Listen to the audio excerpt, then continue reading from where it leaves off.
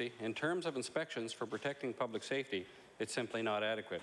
He said in a news conference, the department is not adequately managing its duty to audit, in other words, inspect facilities that process meat or slaughter animals for human consumption. That failure increases public health risks associated with meat and meat products.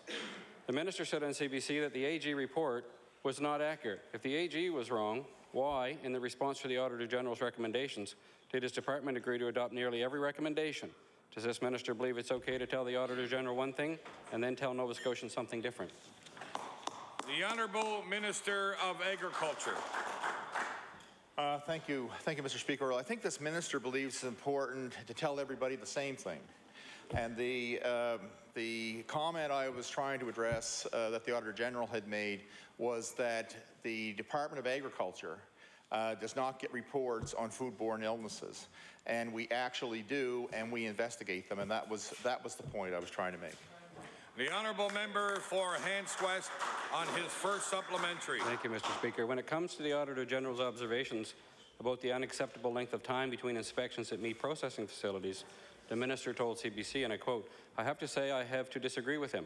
Even our own records indicate that someone would be there, at least try to be there 3 times, end of quote." And he went on to say, and I'll quote again, "There must be a misinterpretation of the data because they'd be there at least 3 times in a year, but they may not be there once in a month," end of quote. My question to the minister is, why is he saying the Auditor General is wrong when his department said no such thing in its response to the Auditor General's report? The Honourable Minister of Agriculture. Thank you, Mr. Speaker. And I did check with my staff, prior to making those comments. I want the member and all members and the Auditor General and Nova Scotians to be aware. I'm not going to split hairs with the Auditor General. He made some very good recommendations. My staff worked closely with his office on going through the information. We think that there are many things there that we can do better and intend to do better, and we fully intend to implement the recommendations, all the recommendations that the Auditor General had suggested. The Honourable Member for Hants West on his final supplementary. Thank you, Mr. Speaker, and I thank the minister for that answer. On at least 2 occasions last week, the minister said the Auditor General got it wrong. When it comes to food safety, there is no room for error. People want to know that the food they buy for their families is safe, Mr. Speaker. My question to the minister is simple. Who should Nova Scotians believe, the Minister of Agriculture or the Auditor General? The Honourable Minister of Agriculture. Thank you, Mr. Speaker. Well, I'll make a couple of points, I hope. One is that no slaughter facility in this province can operate unless there's an inspector there. It cannot happen. The point that was raised by the media to me, because we said there has never been a case of a foodborne illness traced back to a Nova Scotia facility. And the point that was raised by the Auditor General was that we wouldn't know that because nobody reports to the Department of Agriculture. What I tried to indicate to the public and to the Auditor General is that they actually do report to the Department of Agriculture. We have the food health specialists in that department. Quite often across the country, Mr. Speaker, those professionals will be in the Department of Health. But in Nova Scotia, they're in the Department of Agriculture. We investigated 623 reports from 2002 to 2010. Some of those reports were a single individual.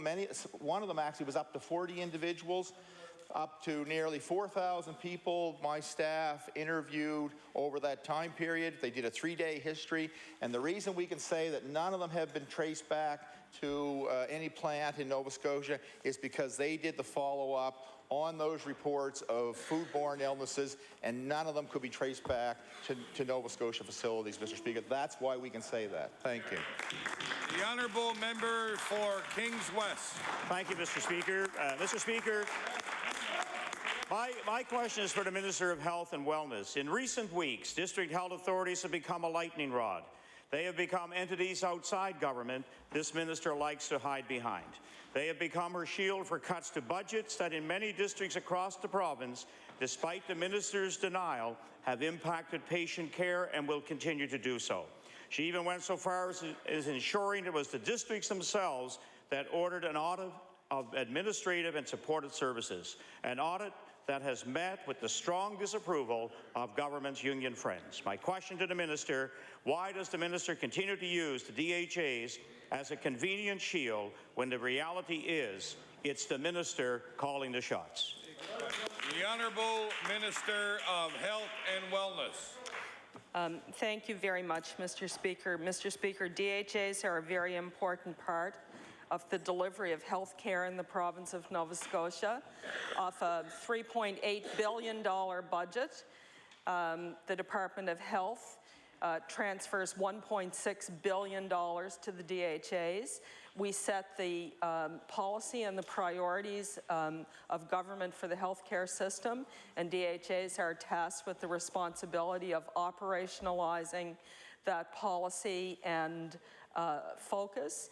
And Mr. Speaker, we work very closely with them in the planning of the delivery of health care and in the funding of the delivery of health care. The Honourable Member for Kings West on his first supplementary. Well, Mr. Speaker, I think the minister was trying to convince herself on that response. Last week, Mr. Speaker, Cape Breton District Health Authorities posted board minute meetings for October. Those meetings contained the following statement. Board advised that the Department of Health and Wellness has requested that recruitment efforts to replace the retiring CEO and VP of Medicine be suspended for 90 days. My question to the minister is quite simple. Could the minister please explain why the directive was issued? The Honourable Minister of Health and Wellness. Thank you very much, Mr. Speaker. Mr. Speaker, we have 3 district health authorities where the CEOs have indicated that they will be retiring. And Mr. Speaker, I directed the chairs of the boards to not rush right out and fill those positions, Mr. Speaker, but to allow a period of time to reflect on how we want to proceed with the budgetary planning across district health authorities in the province, Mr. Speaker. The Honourable Member for Kings West on his final supplementary. Mr. Speaker, no question, 9 DHAs have increased the cost of unnecessary administration. It's also more difficult for patients to access more timely care in other districts, as each and every one of those 9 artificial boundaries have had to protect their own budget turf. Mr. Speaker, we have the Conservatives to thank for all of that. I note the Guysborough-Antigonish Strait District are also searching for a new CEO and wonder whether this same directive has been issued to that board. My question to the minister, is it the minister's plan to annex the Cape Breton District into Scotia, which is a simple legislative option that has been available to government since the Health Authorities Act was passed in 2000? The Honourable Minister of Health and Wellness. Thank you very much, Mr. Speaker. Mr. Speaker, I'm really pleased to have an opportunity to tell the House that under this government, we've been able to reduce the cost of administration in the DHAs to under the national average, Mr. Speaker.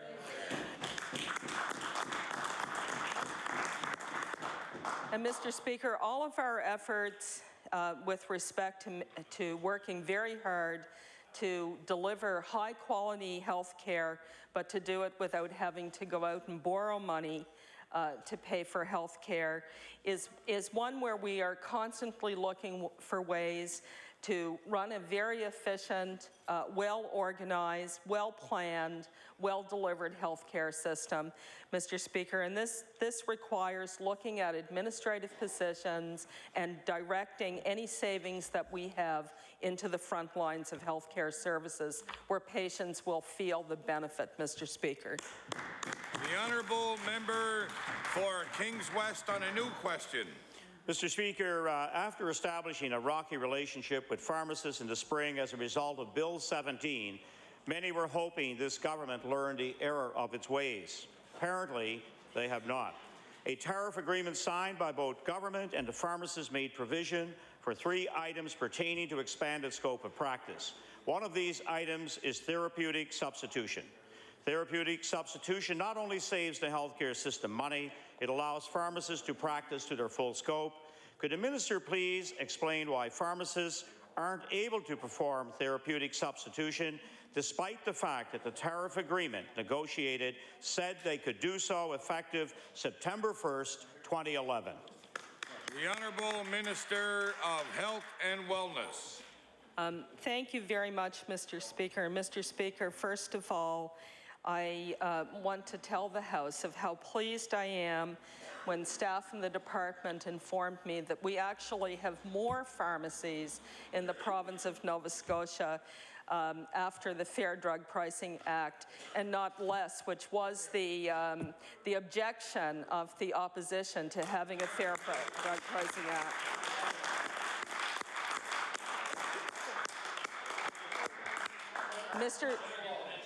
Mr. Speaker, it is a very important, pharmacies and pharmacists are a very important part of the healthcare team, Mr. Speaker, and we continue to work with pharmacists across the province as we broaden their scope of practice and we bring them into the healthcare team. Thank you, Mr. Speaker. The Honourable Member for Kings West on his first supplementary. Thank you, Mr. Speaker. Mr. Speaker, I'll table information sent to pharmacists by government. Clearly, the document outlines an effective date of September 1st.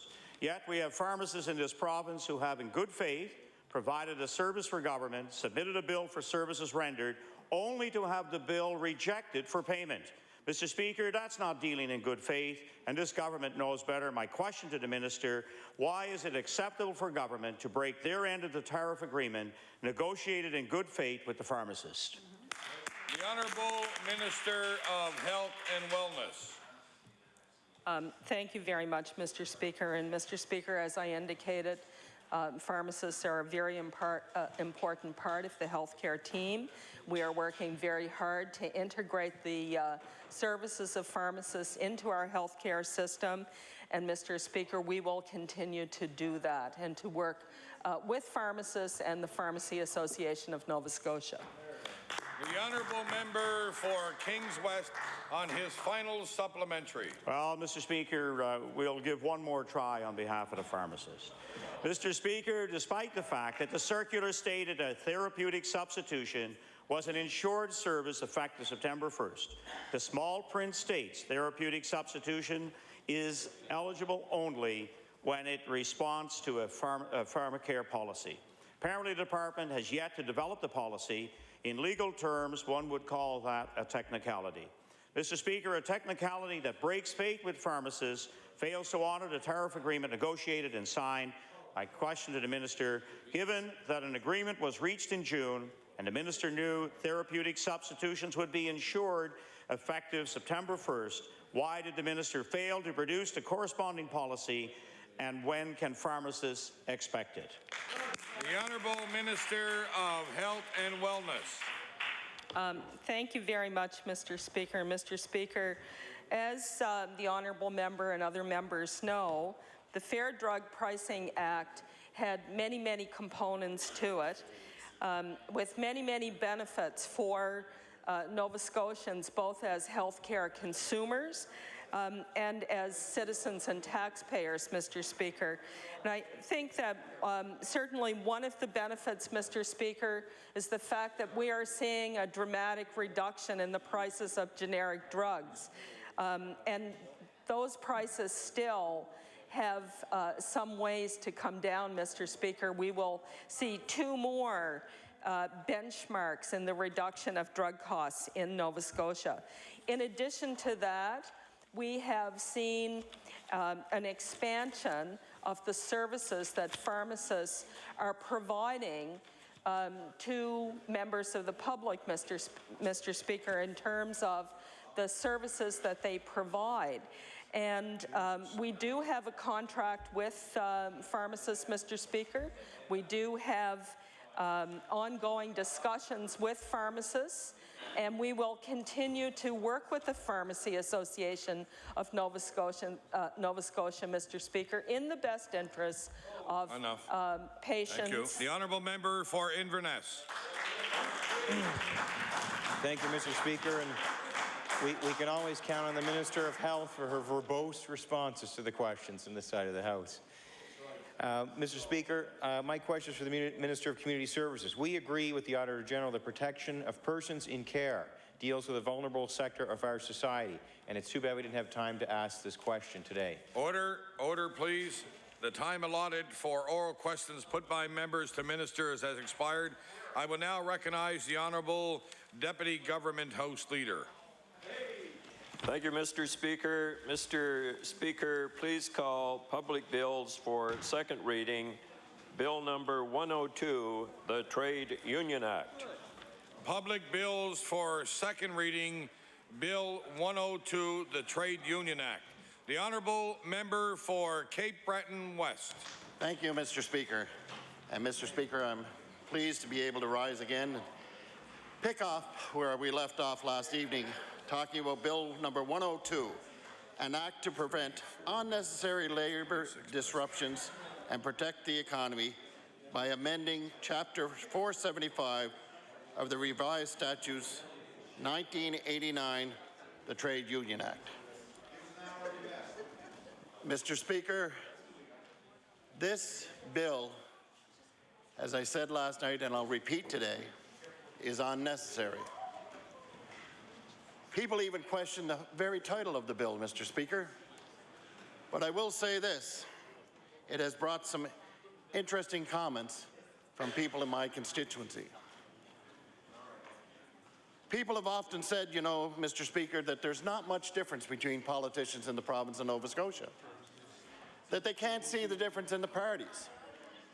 Well, Mr. Speaker, I can say to you that on this occasion, there is a definite division in where the parties stand. We have, in this party, a vision of a Nova Scotia that will flourish with small business at the helm, that will provide jobs for people here in our province, that will make this place a better place to live, a place where we can all be so proud to call home. And on the other side, on the government side of the House, they have a clear vision of wanting to hurt private business, to try to stifle private business in moving forward and doing what they do best.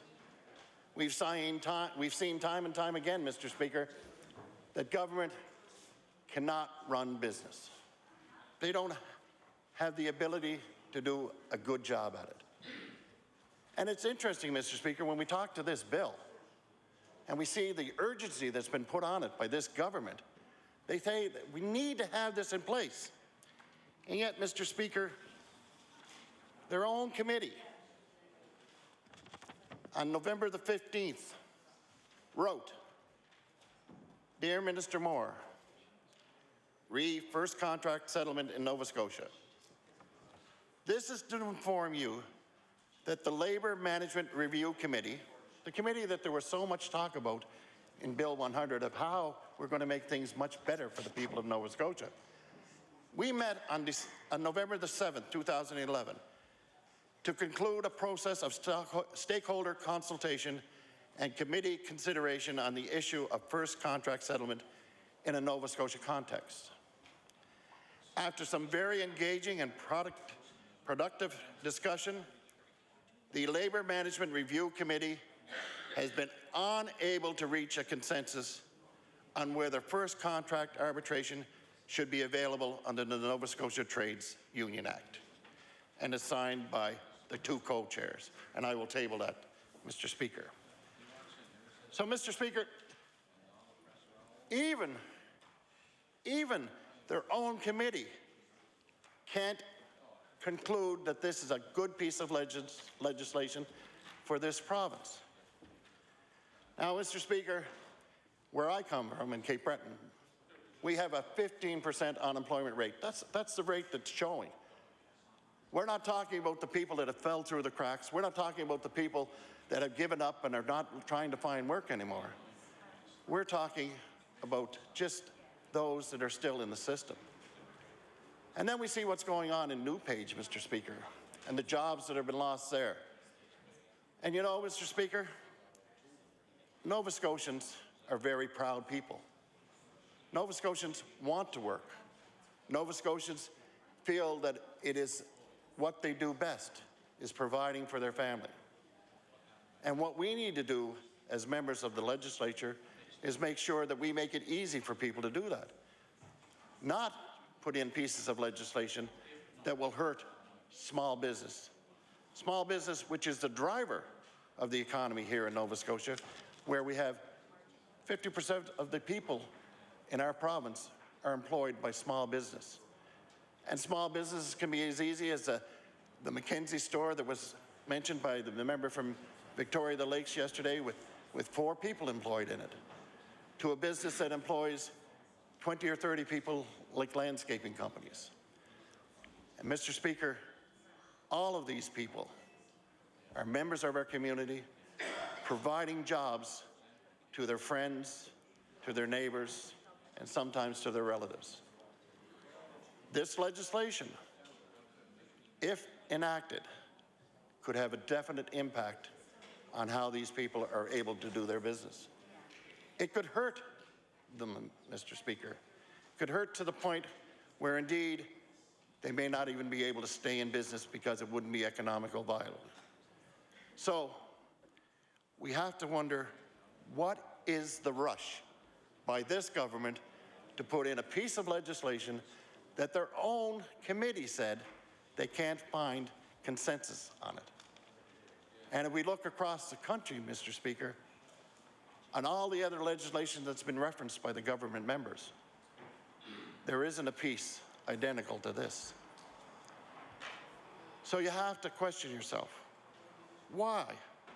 Why would this government, who says they're so friendly to Labour, so friendly to the people of Nova Scotia, why would they put this in place? Well, Mr. Speaker, the only thing I can think about is maybe it's payback to some of their friends. But at what cost? That's the question, Mr. Speaker. At what cost? We come here as individuals, 52 of us, in a province of over 900,000 people. And in this province, it is quite an honor to be a member of this legislature. I know, Mr. Speaker, for myself, that every day that I come into this chamber, I'm humbled by the history that's been in this chamber and by the people that have served in this chamber before me, and the people that have had the honor to sit in the chair that you're sitting in. And Mr. Speaker, the people of Cape Breton West said, we want you to go there to that house and put forward what we believe is important. Not what's important to special interest groups, not what's important to your party, but what's important to us as the residents that you represent. And I would guess, Mr. Speaker, that the other members in this House are very similar, that they've been giving a mandate to come here to do a job for the people they represent. And I can't help but wonder how many of the members on the government side of the bench have gone and talked to their constituents, talked to the small business people in their community, and said to them, what do you think of this legislation? Is this going to help you survive? Are you going to be able to hire more people? Are you going to be able to have a bigger business so that we'll have a stronger economy? But, of course, we all know, Mr. Speaker, that unfortunately the members who aren't in the front benches on that side haven't been given the opportunity to speak freely in this House of Assembly. But that's what this is about. That's what this chamber is about, an opportunity to make sure that your voice is heard on behalf of the people that you represent.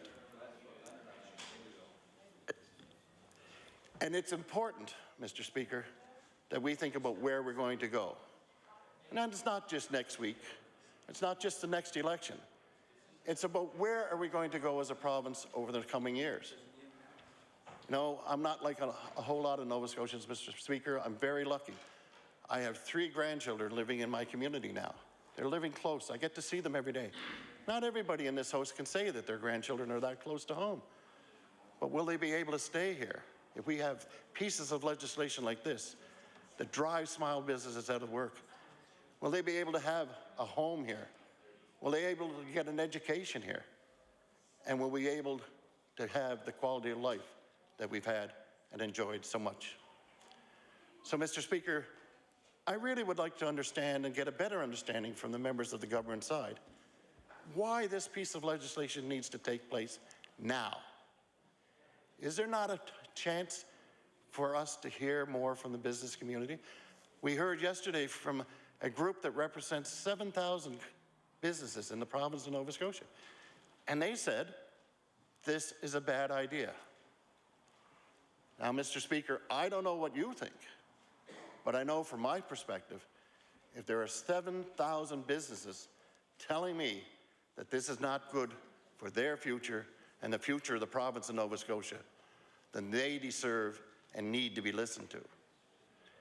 If we have big companies like Michelin expressing concern about where they're going to go in the future in this province and what they're going to do and where their investments are going to be made, they are good employers.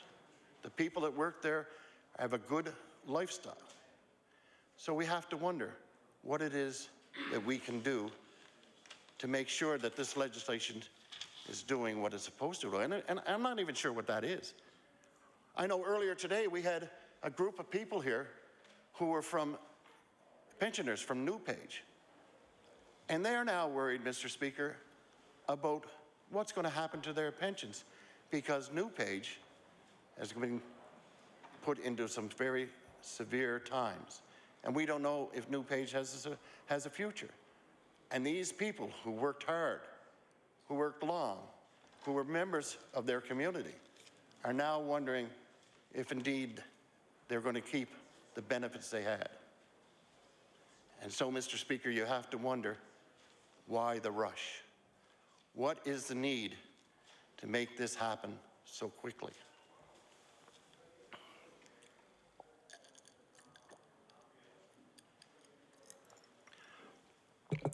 I know, Mr. Speaker, that I spoke last night about people who have come into our constituency office and have had concerns and worries.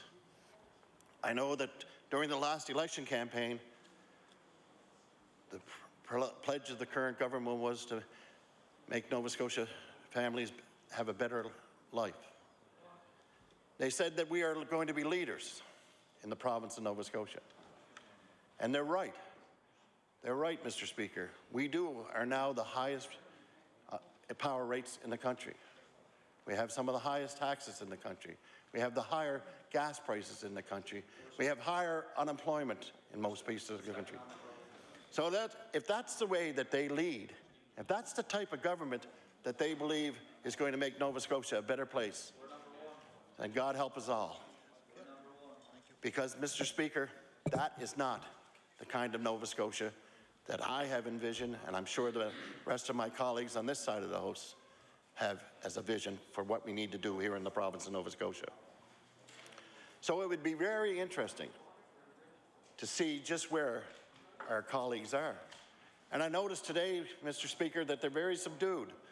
And that's the difference, I guess, about being the last speaker at the end of the night and being the first speaker at the beginning of the session. But last night there was lots of catcalls about where we were and what they wanted to do. Today, maybe they've had the chance to think about some of the things that have been said over the last couple of days about this legislation. Maybe they even got some phone calls from some of their constituents and said, hold off. This is not what we need. This is not the type of legislation that we asked you to put in place. And this is not the way to make Nova Scotia flourish. We hear great things about the contract on the shipbuilding.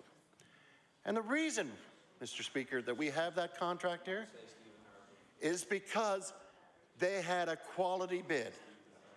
They had a bid, Mr. Speaker, based on knowing that the workforce that they had at that yard were some of the finest people in the province, more likely the country. Mr. Speaker, they had a group at the head, the Irvings, who invested in time and money and energy to make sure that they put forward the best bill possible. And Mr. Speaker, we know, as we look around the province of Nova Scotia, that we have the best workforce that anybody could ask for. That's the reason that we have this contract. And I don't want to see that contract put in jeopardy by a piece of legislation that's going to drive small business and other businesses out of work. Mr. Speaker, this government has an opportunity to blow the best opportunity that this province has seen in decades. And that's not what this province needs. What our province needs, Mr. Speaker, is a government with a vision that is clear, a vision that will take us forward, not a vision about looking after their friends. And damn the potatoes, away we go. We are not going to allow anything to get in the way of a piece of legislation that we have to put in place as payback. So, Mr. Speaker, I'm really beside myself, because I see the opportunity for Nova Scotia to grow, to prosper, and to be a leader, not only in our region, but in our country. And then I see backward legislation like this, legislation that's going to hurt the people here. Legislation like Bill 17 that was brought in about the pharmacies, and what it did, and how the effect that we heard time and time again when we sat in law amendments, and we heard from them say, I'm probably going to have to lay one person off, or going to have to lay off 2 people, or going to have to shorten my hours. And now that legislation combined with this new piece, this Bill 102, you can't help but ask yourself, what kind of effect is that going to have on those small business people that are the backbone of our economy?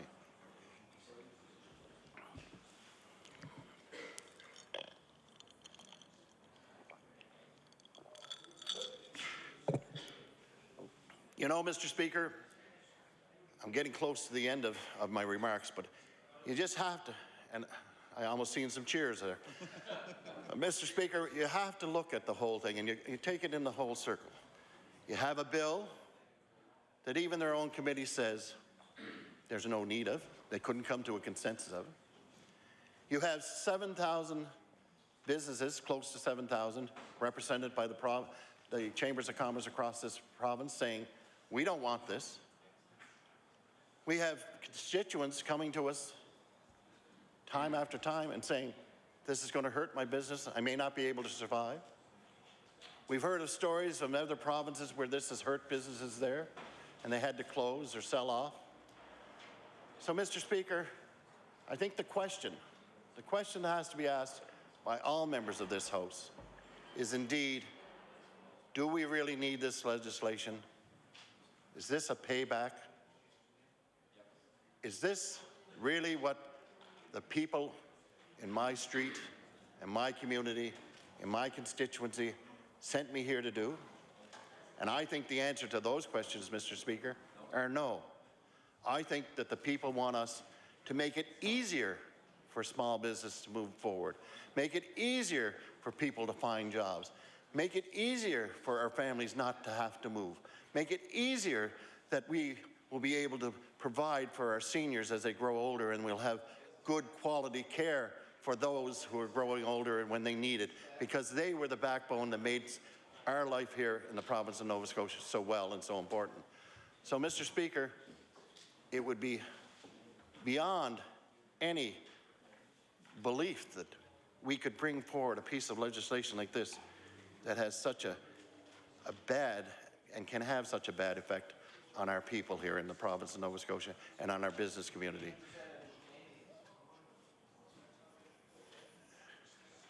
Now, the Minister of Culture, Heritage and Communities, Culture and Heritage, he seems to have something to say now. I've noticed that he's always got something to say when somebody's speaking on this side of the House, but rarely allowed to speak when he's over that side of the House. Now, that's not the fellow I remember when he was over here. When he was on this side of the House, he had lots to say. He had lots of things that he was going to do to help the people of Nova Scotia. And now he's a part of a government that's hurting the very people that he said when he sat on this side that he would do something to help them. He used to stand up for small business. Absolutely. He used to stand up for small business. He used to stand up for small business, Mr. Speaker. And now, not only does he not stand up for it, but he sits on his hands to make sure that nobody can make any get any wrong idea of where he is in this whole thing. But Mr. Speaker, it is those kind of things that have created a problem for us. We have to be careful on the kinds of legislation that we pass, because it will have an impact not only on us in this government, not only on us in this generation, but for generations to come here in this province.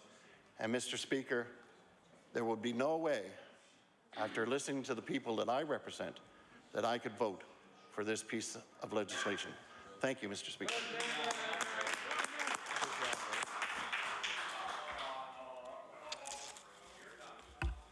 I recognize the member for Cape Breton South.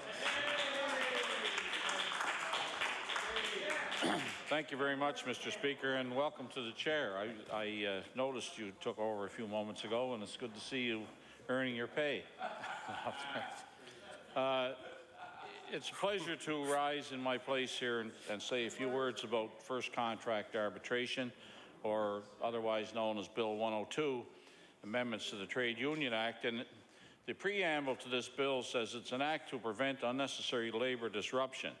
I think that is also known as promoting union certification, would be a better title to put on the bill, or a better preamble. Or Trade Union Act amended, which has the same end result. Why is this bill here? Well, everybody has speculated as to why the bill is here, and so will I. It's obviously this government has felt that big labor in this province is owed a huge reward from the NDP. And I think that that's why the bill is here, because I can't see any other reason why it would be here, because, Mr. Speaker, there is labor peace in this province. There is a situation here where we haven't had too many labor disruptions over the past number of years. So you have to wonder why, with all the problems we have here in Nova Scotia, that this bill would occupy the kind of time it is occupying in this House and be a priority of this government. Some would say, cynics would say, this is another attempt to get into Michelin. Over the past dozen years, big labor has tried and tried and tried to negotiate contracts with Michelin. Far back as the late 90s, when we were in government, we were told at that time that Michelin was concerned about the possibility that labor unions would enter their plant with collective agreements. And they made no bones about it at that time that if that happened, that they would leave Nova Scotia. And Michelin, and hence the Michelin bill at that time, Mr. Speaker, but Michelin is a very important contributor to the economy of this province, and I would hate to think that somebody would jeopardize that importance by trying to do something that Michelin and its employees have rejected over the years. So it's a backdoor way in that particular business of getting a contract into Michelin.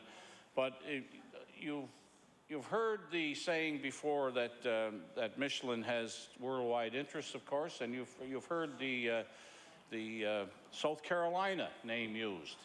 And I can recall Michelin saying that they could go down the road to South Carolina and not have to worry about being organized by a major union in Nova Scotia.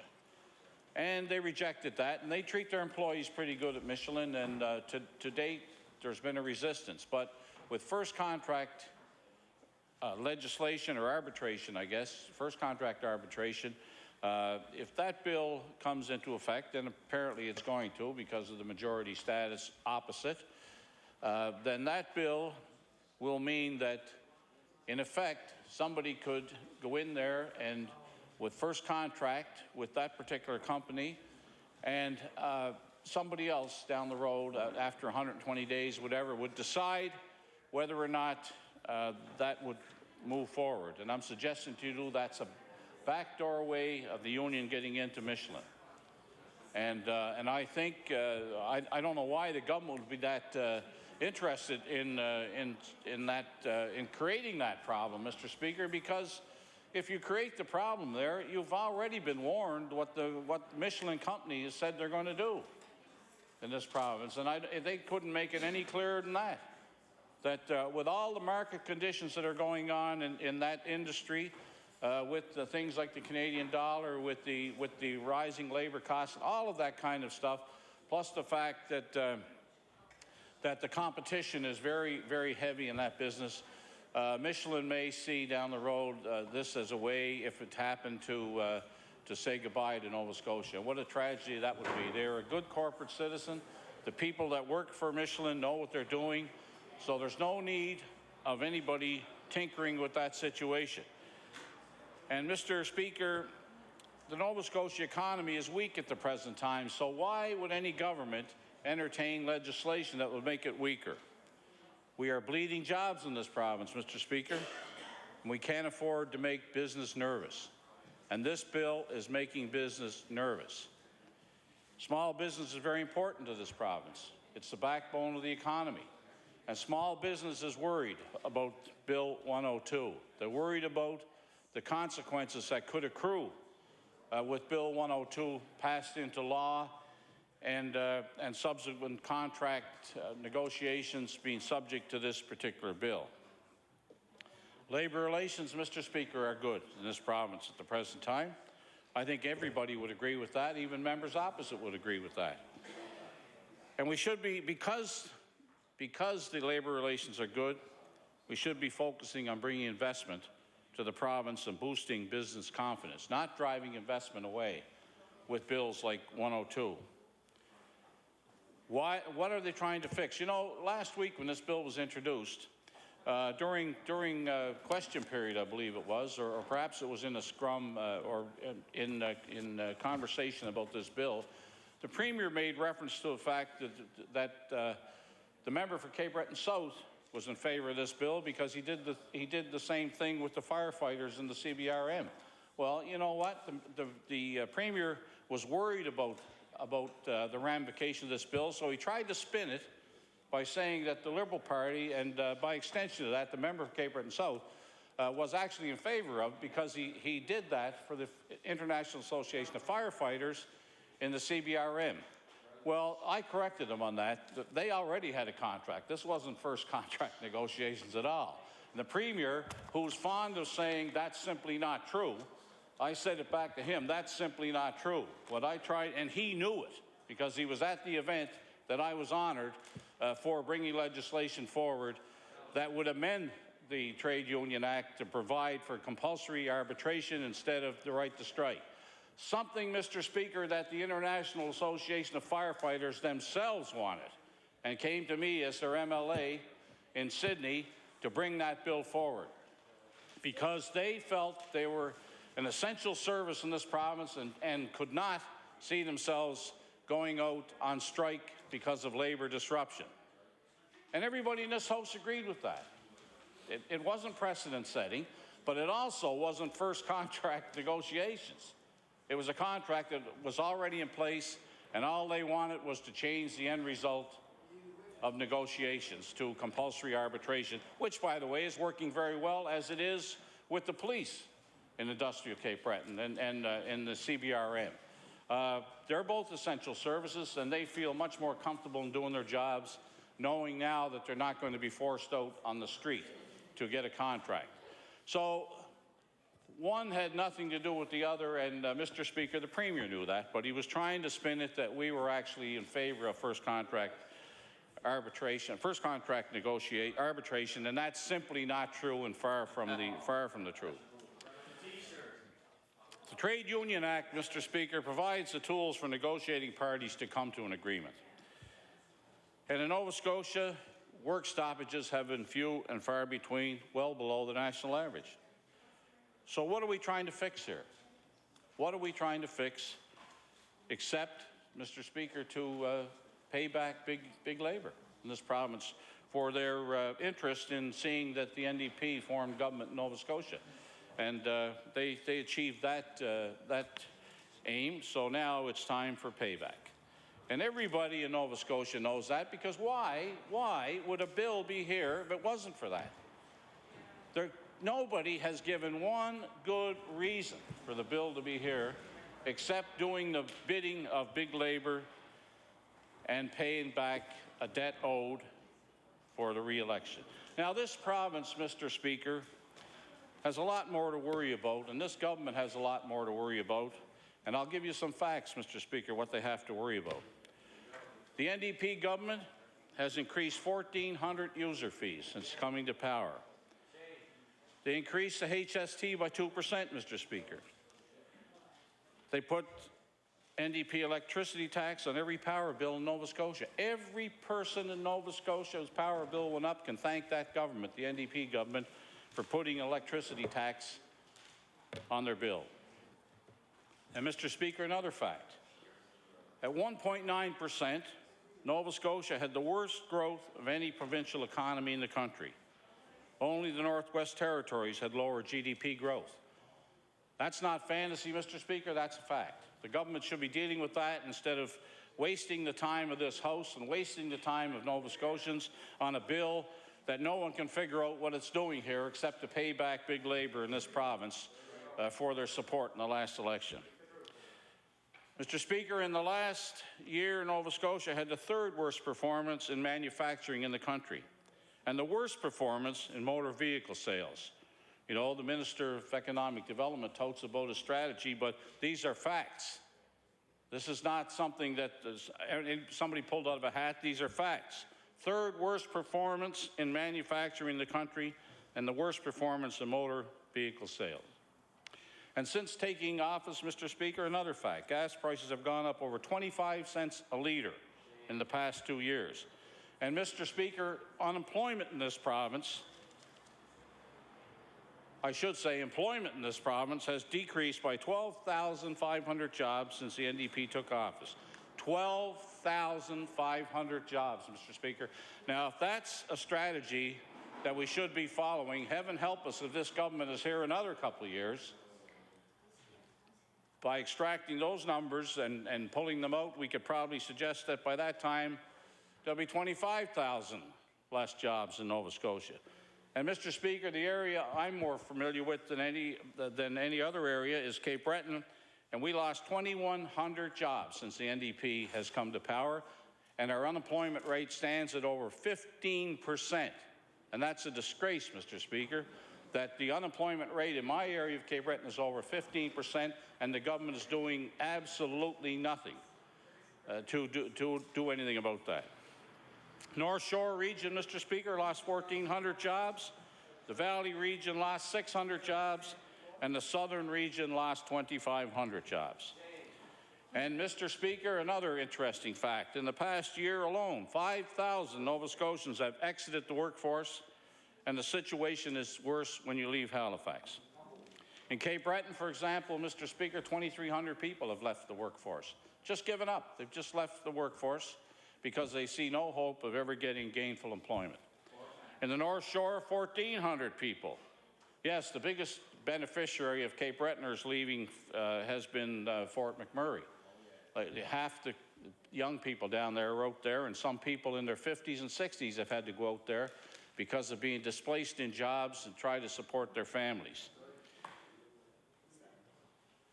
The fact is that we're losing too many jobs in Nova Scotia under this government, and we do have, Mr. Speaker, a number of worrisome situations that are happening in this province that I think, and I refer again to that 1.9% provincial economy in the country, the lowest growth next to the Northwest Territories.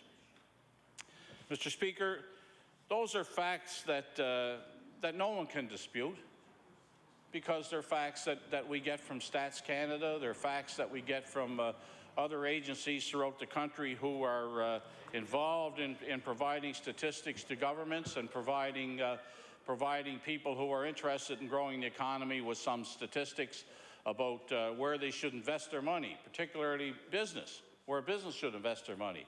And I'm telling you, Mr. Speaker, the climate in Nova Scotia is not favoring the establishment of new business in this province, and in fact, it's endangering the present small businesses that are presently operating in Nova Scotia.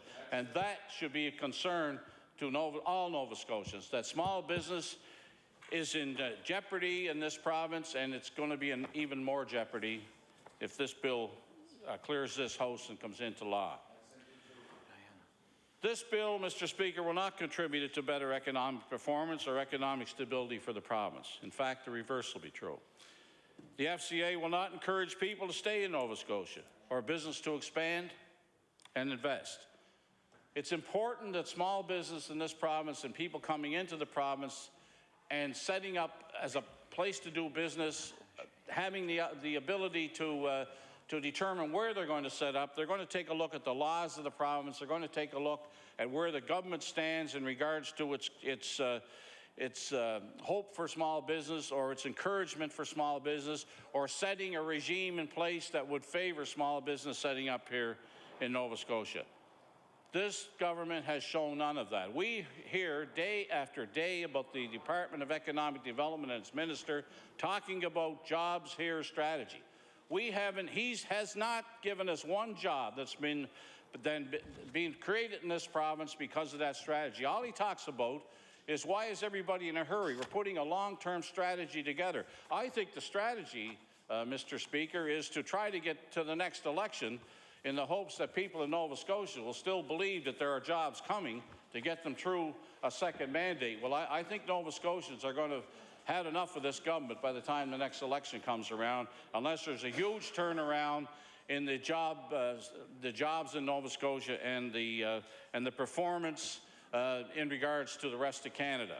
Because people who are investing money take a look at the performance, they take a look at where the priorities of any particular government lie. And in this particular case, Mr. Speaker, they're going to take a very jaundiced view of coming into Nova Scotia if they know the only thing on this government's mind is paying back big labour and putting in a bill that are going to jeopardize small business in this province in the future. And this bill is not going to strengthen the collective bargaining process, and it won't increase business confidence. And I've said before that as a matter of fact, the reverse is going to be true. And we're losing too many jobs in this province to even risk offending any more small businesses in this province by increasing taxes, by increasing user fees, by increasing rates, particularly electricity. And the Premier made mention the other day, a couple of times, that when questioned about power rates, you know, the Premier has done absolutely nothing to instill any faith in his government in dealing with Nova Scotia Power. Nova Scotia Power is having their way with this province. Not only are they going for rate increases once a year now, they're going twice a year. And the consumers of this province and small business in this province who depend on electricity have had enough. This Premier has the responsibility to intervene with Nova Scotia Power and tell them to go back inside their company and find the savings there and stop gouging consumers in this province. Our power rates are way too high, and I would think any reasonable person, even on the government side, would know that power rates are too high in this province. And when the Premier says that he can't interfere with the UARB, that's simply not true, and he knows that, and everybody else knows that's not true. Because the precedent has been set. The UARB has been stopped in their tracks by a previous Premier of this province when he didn't like the outcome of a decision.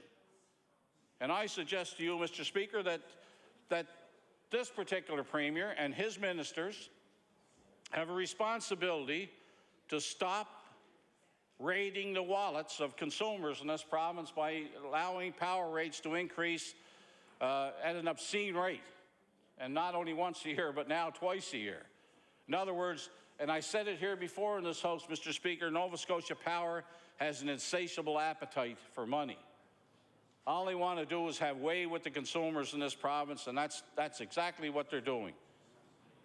With no regard for anything other than looking after their shareholders and investing money outside of this province, while at the same time increasing power rates to a place at some point in the future where people simply aren't going to be able to pay to heat their homes or to make their businesses grow, particularly those businesses that depend on power. And I've said it here as well before, Mr. Speaker, that we're losing too many jobs in the province, and it's happening. I know in my area it's happening almost on a weekly basis now. We're losing 50 here, 100 there.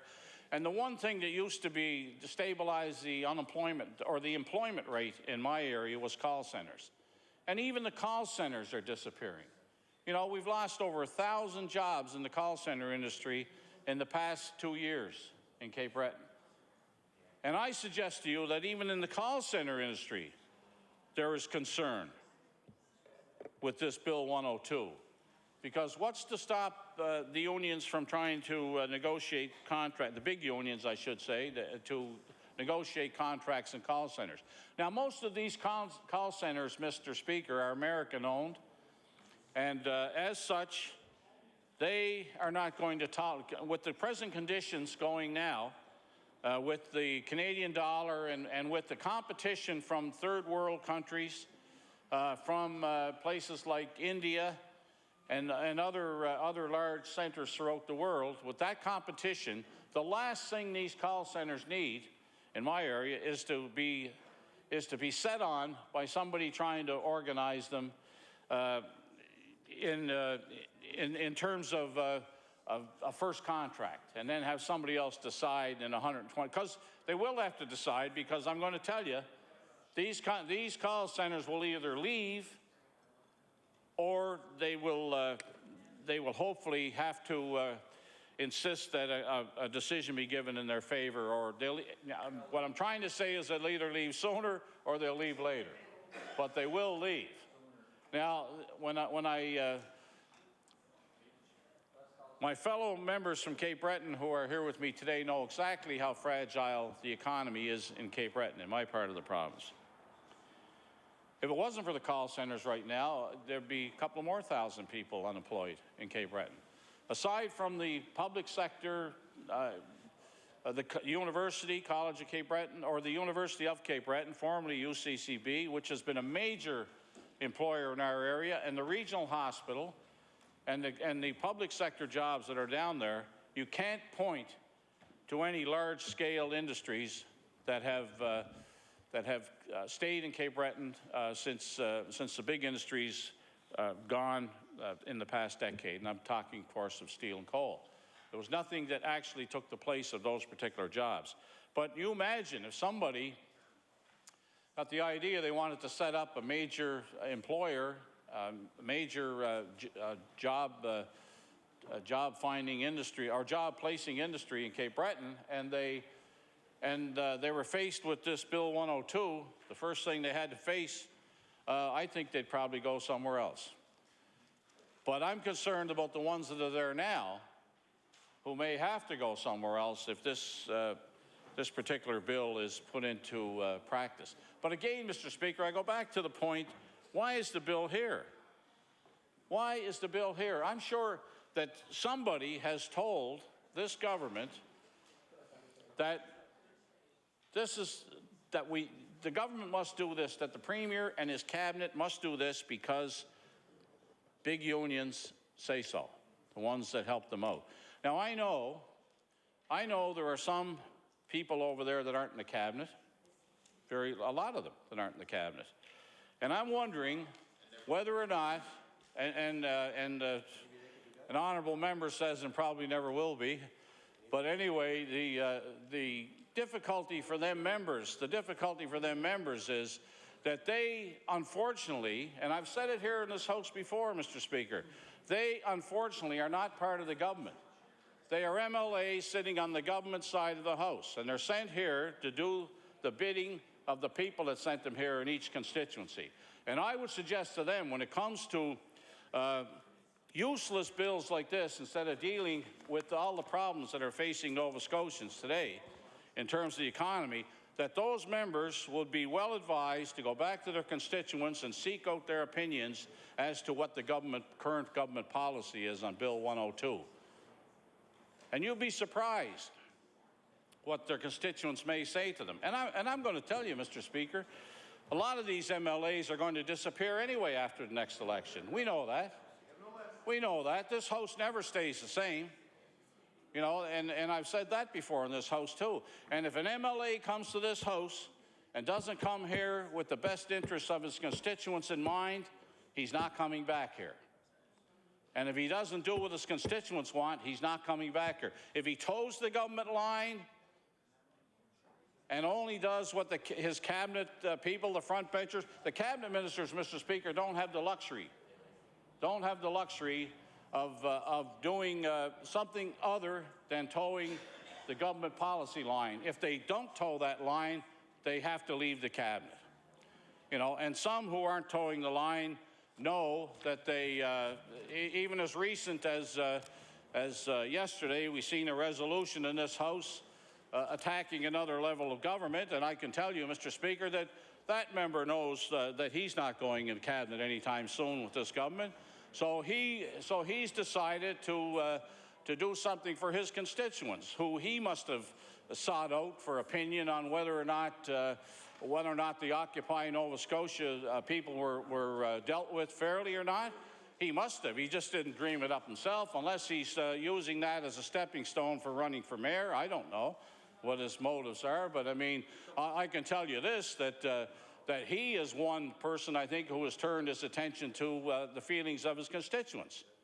You know, and perhaps he had enough of his constituents come and tell him that the municipal government here did wrong by these people, and he's expressing that in a resolution. And that, whether it's right or wrong, is not the question. The question is, when are other MLAs in the backbench over there going to address the concerns of their constituents in this House, instead of sitting back and blindly towing the government dogma and policy of this government, and in particular, in a bill like 102, with all the things that are happening in this province, Mr. Speaker, we're wasting a week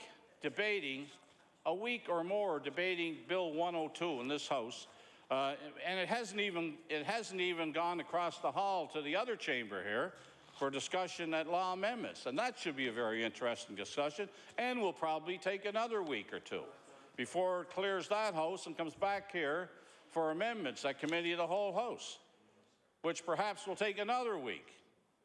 You know, we don't know that. But what we do know is that while all of that is happening, other business is not getting done in this House. And I'm going to tell you, Mr. Speaker, and I've said it before, that people come and people go in these seats. And the number of people that have been here, the average length of stay of an MLA is 7.5 years in this House. Some over there will make it to 7.5. Some won't make it past the next election.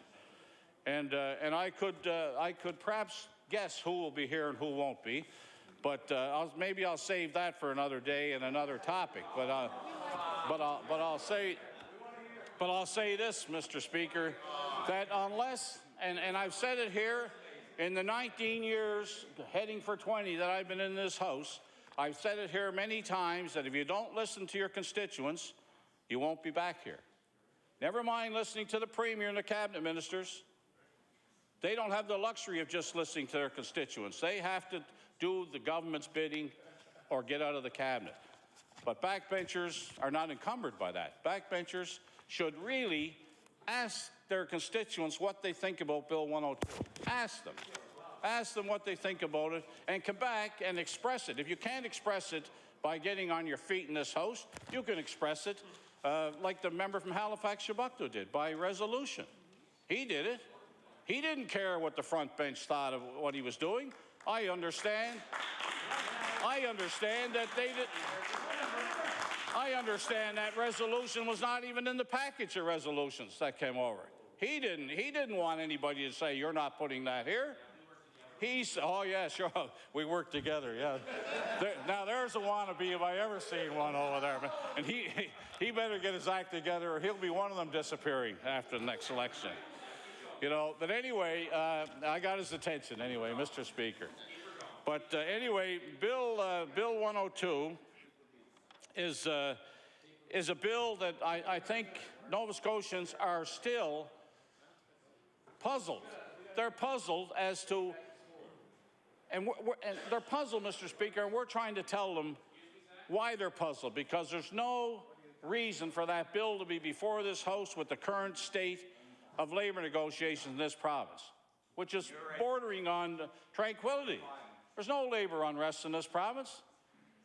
But there's certain elements of the labor movement want to get more people into collective bargaining situations here. And it's all about money. It's all about dues. It's all about control. And it's all about power. And this government has fallen in line with that at the risk of offending the mainstay of this province, which is small business. At the risk of offending that. It doesn't seem to bother this government that a lot of people in this province are going to be upset. Maybe they won't be upset right today or tomorrow because they don't realize what's happening. But when it starts to come home to roost, they're going to realize it. But they're not going to be masters in their own house. They're not going to be the people who control the destiny of their business. Somebody else is going to do that for them. And I suggest that the government can't rely or can't fall on the kind of directives that the Minister of Economic Development continues to spew out here every day in question period about the strategy for the future. Well, and we're taking our time. He said that today. And then he started to go back 400 years, about 400 years about the problems in Nova Scotia. I don't even know if we were here 400 years ago. And then he said, oh, well, maybe it was 250 years. But all the ills of this province were visited on this province by previous governments going back 250 years. Now he says he has a strategy. But I have yet to, we've asked him time and time again, tell us one job that's been created with this strategy. And he hasn't said one job yet. Not one, not 1,000 jobs, one job, we asked him. His own, that's about the size of it, you know. But I will say, Mr. Speaker, that he does have a strategy. He says he does anyway, and we're waiting for that to roll out. And we're waiting for, I'm sure the small business is going to be very appreciative. Small business is going to be very appreciative of the fact that there is a strategy. We don't know what fruit is going to come from that strategy in terms of job creation, but we do know there's going to be a strategy, and we're waiting. We hope we don't have to wait too long to start creating jobs. But anyway, Mr. Speaker, I believe you want me to... Yes, would the honourable member permit an introduction? I recognize the member for Halifax-Clayton Park. Thank you very much, Mr. Speaker, and I do thank the member from Cape Breton South for allowing me to interrupt his debate today and make an introduction. We actually have a number of guests in the West Gallery, and I thought it was important that we acknowledge their presence today.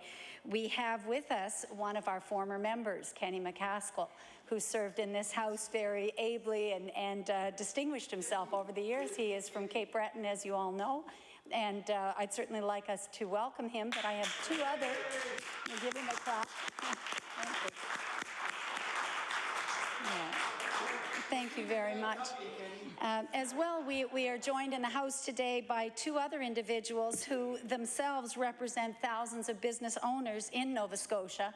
We have Leanne Hashie, who is with the Canadian Federation of Independent Business, and Luke Urchevik, who is the, I think, Atlantic Vice President for the Canadian Restaurant and Food Services Association. And I'd like to welcome them and have all members welcome them to the House as they join listen to our debate today. Thank you.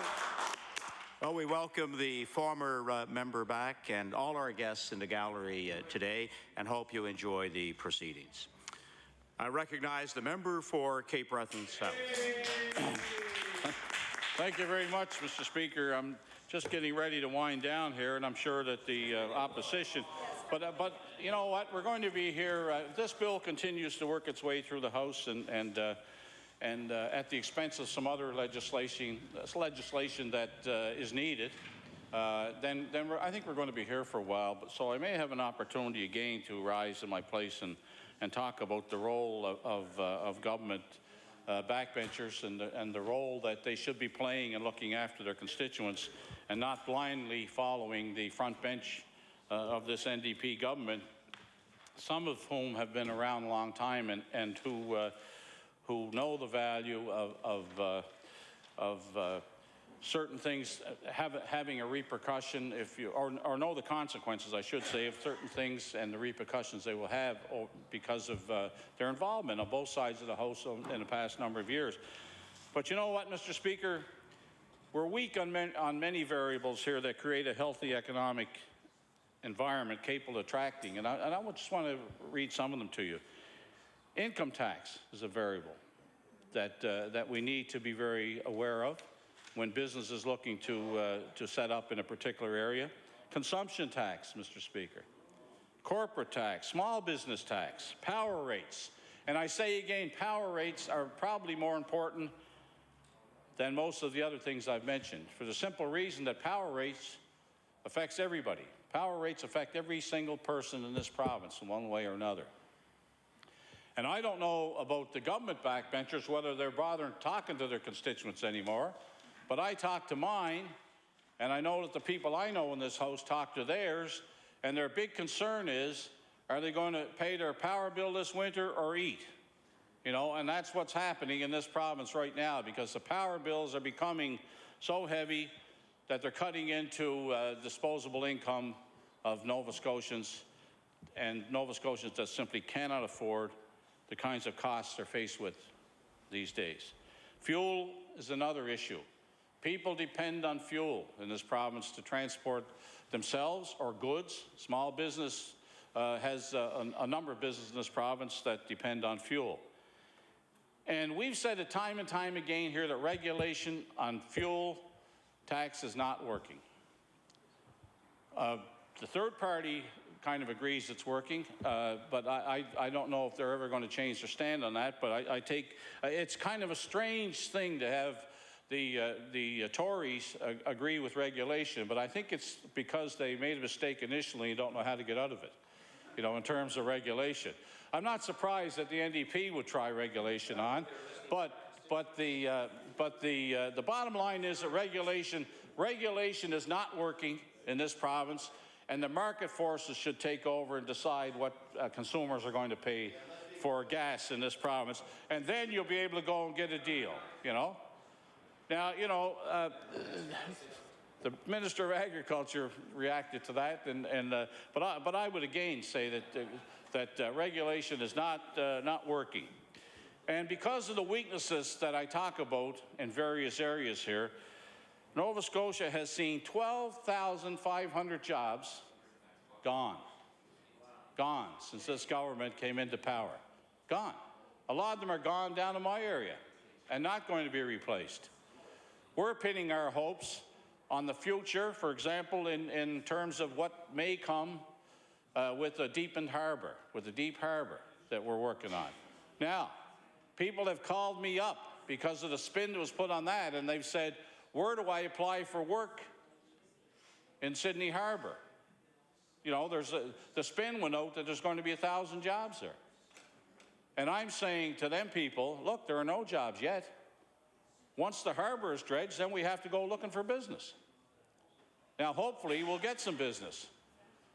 And hopefully, we'll get a great amount of business so we can employ people. The first step has been done in that, with all levels of government participating, and all of us signed off on that, all three parties.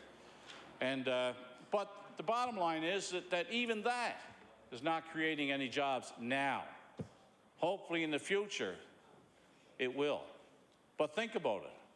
We have to be very vigilant in looking for those jobs, because we're going to be competing with, guess who? Halifax, and probably the Strait area. All three looking for the same book of business. So those are the kinds of things, those are the kinds of challenges that the people in my area face in the future. Are we going to get those jobs? Well, if we got a sharper pencil than the other two, we might get some. But I mean, the fact of the matter is, you can't try to spin it out there now that the jobs are here today, because they're not. We're putting the infrastructure in place that hopefully will be able to get those jobs in the future. And we desperately need them in Cape Breton, because as I said when I opened my remarks, Mr. Speaker, 15% is the official unemployment rate in my area. God knows what the unofficial rate is. A lot of people have given up looking for work. and some have left. Population is dwindling, young people are leaving, and this government has not given one bit of hope to anybody in my area that we're about to turn the corner. I haven't seen any evidence of that strategy that the Economic Development Minister talks about. I haven't seen any evidence of that bearing any kind of fruit in Cape Breton. And I'm sure that the members who represent other areas of this province feel the same way about their areas. And I can say that I'm sure that if asked individually, backbenchers over there would have to admit that things are not all that rosy in their constituencies either. But they've been told, stay the course with this cabinet and we'll protect you in the next election. Well, I'm going to tell you something. That may or may not happen, but some of them, if they think their seat is a sure thing, they'll protect them. If they don't, they'll throw them under the Dexter bus. You know, in their zeal to protect certain interests in this province, vested interests, they'll throw their own members under the bus if they dare question the policies that this government is pursuing at the present time. And the Premier has said at least a dozen times that's simply not true. He said that the health minister used to say when she was over here, how can we trust you now? Well, you know, I'm asking the question now. The health minister used to ask it when she was over here, so I'm asking you. How can we trust this government to do the right thing for Nova Scotians when we don't see any meaningful legislation coming before this House in terms of job creation? All we see is Bill 102, which is destined to take jobs away from this province in the future, to take jobs away from small business and for some of the industries that are here now that could be put at risk. Again, would somebody, Mr. Speaker, please tell us why this bill is before the House? There is no labor disruption in this province at the present time. Labor seems to be happy, management seems to be happy with the situation the way it is. Why fool around with that? There's only one reason I could suggest: somebody owes somebody something. You know, and the Minister of Community Services over there, you know, shaking her head at it, you know, well, let her tell me the reason why the bill is before the House. Let her get on her feet and tell me that. Let her get on her feet and say why the people who are paying exorbitant power bills in this province aren't going to be able to eat this winter. Maybe that's where she should be turning her attention. But, Mr. Speaker, I digress. I want to conclude my remarks because I think I must be running out of time pretty soon. But anyway, by sending a message to the government from this side of the House is that this bill should not be occupying the time of this House. I haven't seen anything in this bill that would suggest to me or any other members on this side for sure, and Nova Scotians who are still confused about what's going to happen here, because nobody's told them anything else. And there's all kinds of legislation that could be put through this House, meaningful legislation. If you look at the order paper here and the legislation that's on the books, or about to be, there's not much, pretty thin, except for this 102. You know, but the government can point to in 2 or 3 weeks or between Christmas and New Year's or whenever we get out of here, you know, they can point to the fact that they put 25 bills through the House. 22 of them housekeeping. You know, no meaningful legislation to create jobs here. No meaningful legislation to create jobs.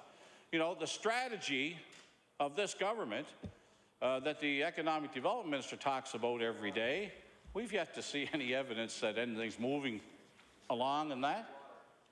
You know, I mean, if he could tell us we've created 20 jobs here or 50 jobs there or you know, 100 jobs here, then fine, you know, moving towards that. But all he tells this House and Nova Scotians is that there's a strategy. You know, well, tell that to the 15% unemployed in my area, or the area of the member from Glace Bay, or the other members from Cape Breton. Tell it to them. You know, the people down there, you know, it seems to me that this government either doesn't have a direction for the future in regards to jobs, or is deliberately saying to the people of this province that if you live in a certain area, then that's too bad. We're not going to do anything for you. You know, whatever happened to the so-called strategy regarding rural economic development? That should be renamed No Rural Economic Development.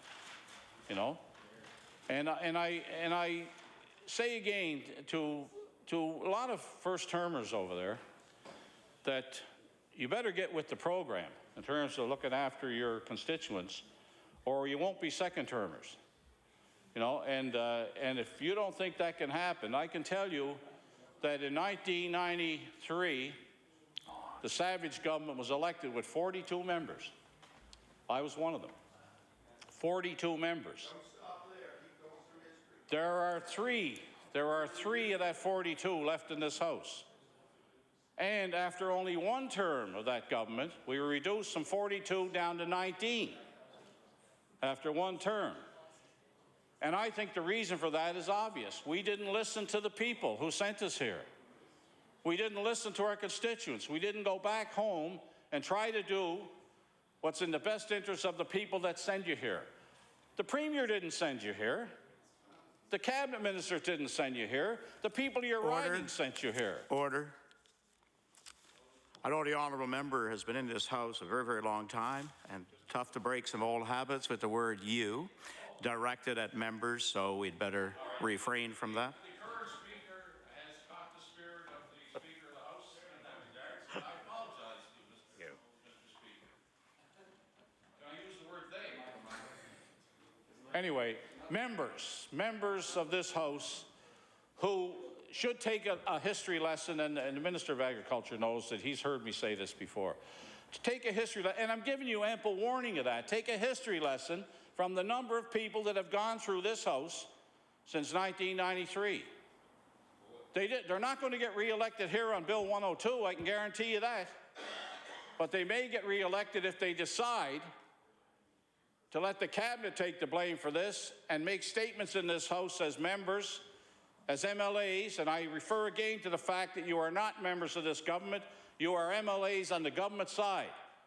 You're no different than the MLAs over here, except you happen to sit on the government side. But your strength is, or your weakness, depending on how you employ it, is what you do in your constituency back home. And I suggest to you that more of what the member from Chiboucto did yesterday should be happening among backbenchers.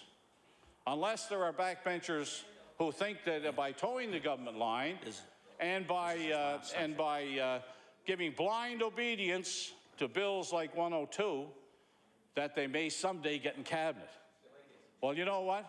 They won't get in Cabinet, but they'll get the door, you know, in the next election if they employ that strategy themselves.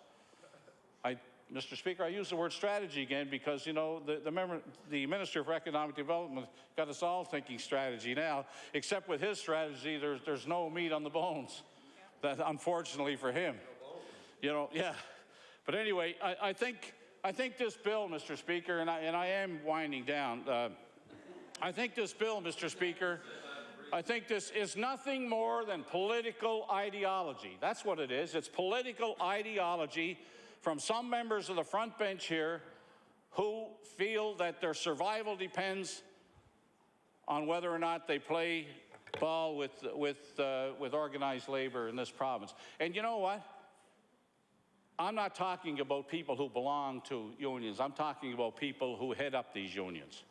I'm talking about people who are inside the cabinet room with this government dictating policy. Talking about union leaders who were on the transition team. I'm talking about people like Robert Chisholm, who was a former leader of this party, ended up back working for CUPE, and then ended up on the transition team for this government. Now, if that's not, listen to the member, listen to that dreamer over there, who used to be Speaker of this House till I chased him out of the chair, you know, so, you know. You know, so anyway, his brilliance is that Mr. Chisholm will be the next Prime Minister of Canada. Well, let me tell you, if he is, heaven help Canada. But I'm going to tell you, that member ended up on the that former leader of the party, a CUPE representative, ended up on the transition team, as did Rick Clark, as did other senior Labour people in this province dictating policy to this government. And I think this government should be representing all Nova Scotians, not vested interests like big Labour in this province. Small business needs a government to represent them. Small business in this province needs an advocate, and that government can be an advocate for small business, but not by bringing in bills like 102. Thank you very much, Mr. Speaker.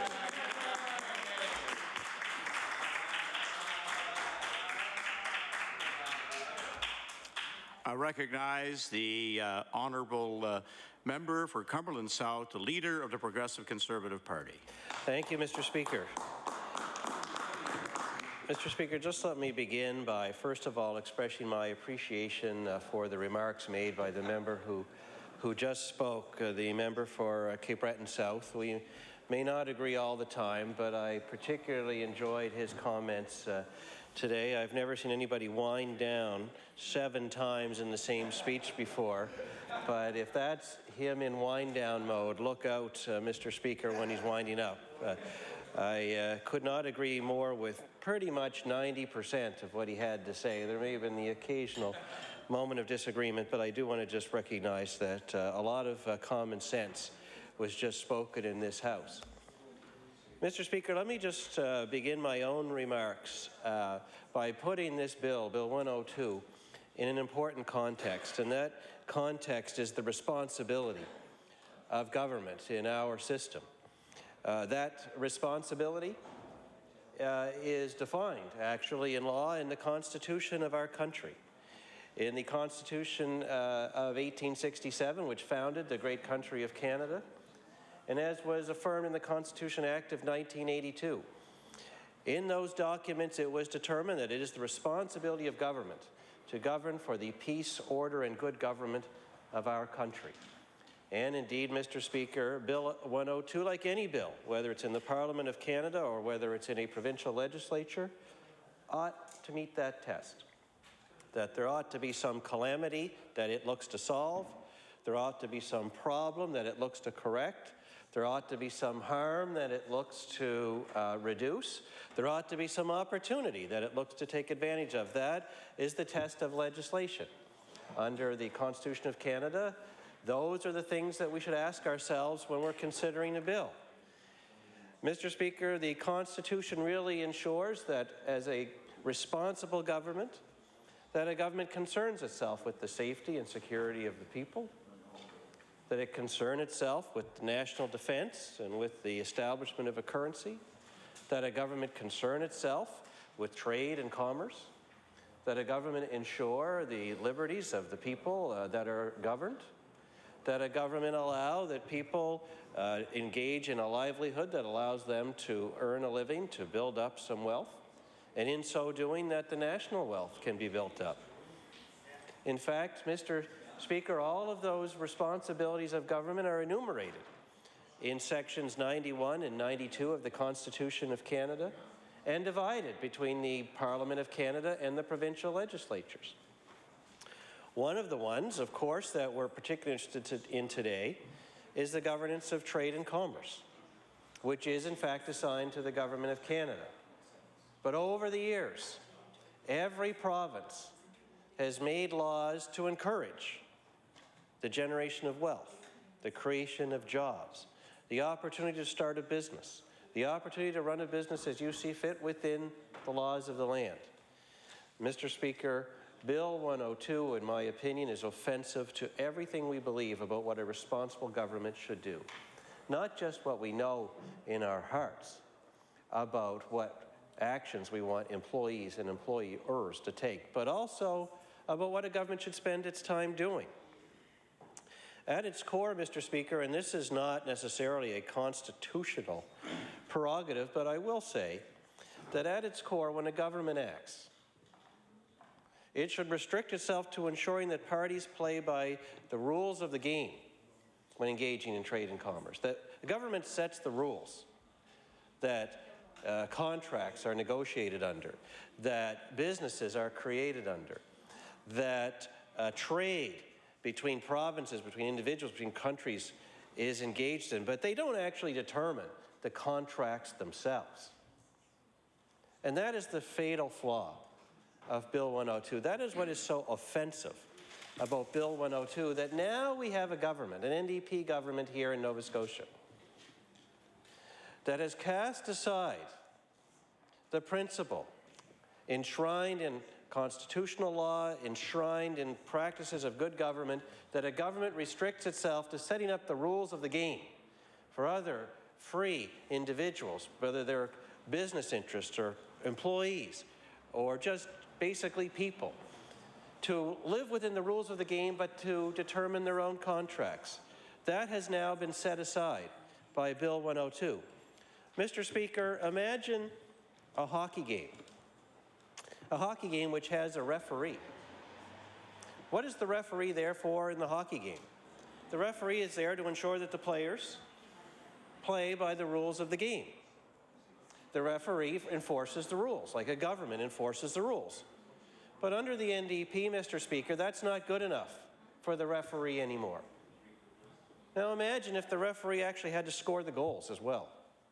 What kind of hockey game would that be? Imagine if the new rule was, if the referee doesn't like how you're playing, Mr. Speaker, that the referee can take your stick and your skates and can decide to score your goal for you. That is, in essence, what Bill 102 would mean to the great sport of hockey. No longer is the referee there to enforce the rules, he actually gets in the game. Neither team on the ice, by the way, under this wonderful analogy that I'm constructing, neither team has any say over what that referee does. They just have to live by whatever actions he takes. He could score in either net. He could decide that you're not going to use sticks and pucks anymore. He could come up with some other implement. Mr. Speaker, I'll let your own imagination run wild on what that referee might do if he had the powers that Bill 102 is going to provide in our labor markets. Mr. Speaker, my own girls, they play basketball. They love basketball. They practice all week. They study the rules of the game.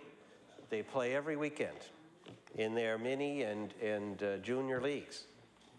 Imagine if they got to their game and the referee, who they thought was just there to make sure that they play by the rules, suddenly says, you know what? I don't like the way you're playing. It's nothing to do with the rules. You're playing within the rules. I'm going to take the ball and score for you. And you have to live by whatever score that results in. That's what Bill 102 does to our labor and employment market, the same as it would do in basketball. Mr. Speaker, imagine if an umpire in baseball didn't like your swing, decided he was going to get up from his spot, grab the bat from you, and take your at-bat. And whether he strikes out or whether he hits a home run, you have to live by what that umpire has done. You didn't even ask for him to do this. It's called first contract umpiring, I guess, where the umpire takes your place, and you have to live with the results. Or, Mr. Speaker, in figure skating, where there are judges. By the way, I've got a lot of these. Imagine, Mr. Speaker, that you're out there skating under the rules of the sport. You're doing axles and you're doing spins, and the judge decides they don't like the way you're doing it. So the judge jumps on the ice and takes your place. That is another example. Are the Bruins favored? Let me give you one more, Mr. Speaker. You, Mr. Speaker, you are the arbiter of this House of Assembly.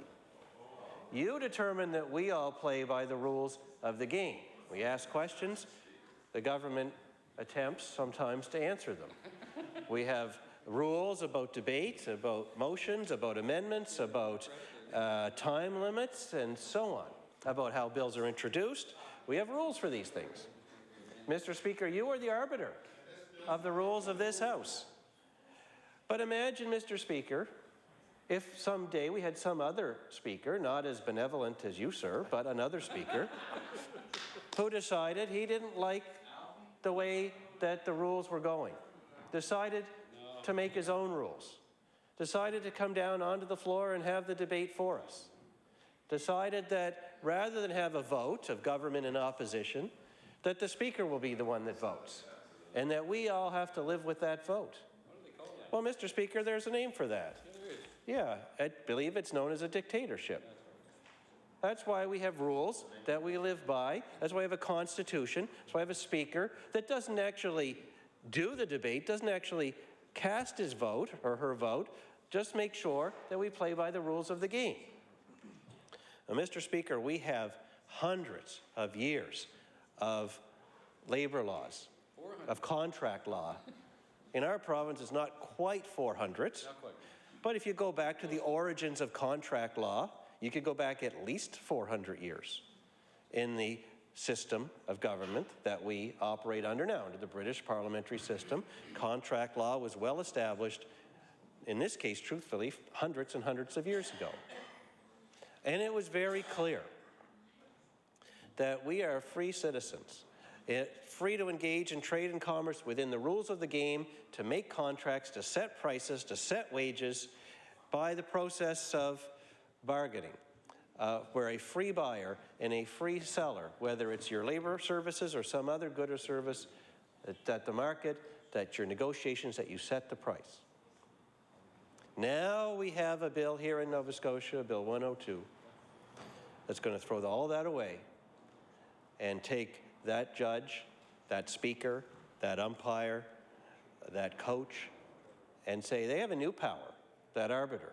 They have a new power, and that is to impose a score, impose a solution, impose a price, impose a contract where two free parties are not able to come to one on their own. Well, that's just wrong, Mr. Speaker. That is offensive to me. It is offensive to the thousands and thousands of Nova Scotians, whether they own and operate a business now or whether they hope to someday, who now see this great new risk in our province. What an irony.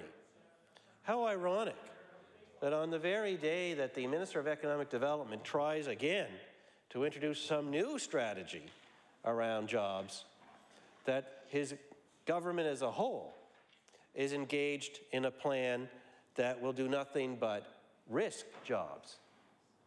The jobs of today, in the 85% of Nova Scotia businesses that are non-unionized, are now all on the table. And all those jobs of tomorrow that who knows where they're going to come from, who's going to make that investment, that won't be here because a whole new risk has been added to investing in Nova Scotia. And that's why, Mr. Speaker, it is so important that we have a government that takes its responsibilities seriously.